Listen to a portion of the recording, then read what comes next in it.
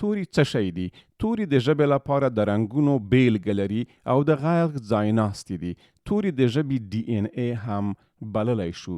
توري یا غږونه موږ ته د هرې ژبې د زیږېدو ځای او لرغونتوب راښيي. پښتو ژبه 3 ډوله توري لري. د پښتو ژبې خپلواک غږونه، له نورو ژبو سره شریک غږونه او تپل شوي غږونه. د پښتو ژبې خپلواک غږونه یا توري کوم دي؟ ښ، ی، څ، غ، ځ. یعنی غوږ، سپوږمۍ، اوښ، څرخ، ورځ. دا چې تر دې دمه مو زما ملتیا وکوله، منندوی مو یم. که کومه پوښتنه لرئ له ما څخه یې مه درېغوئ او په مننې سره لایک او فالو هم مه هېروئ. په راتلونکي سبق کې به پردي یا تپل شوي توري وګورو.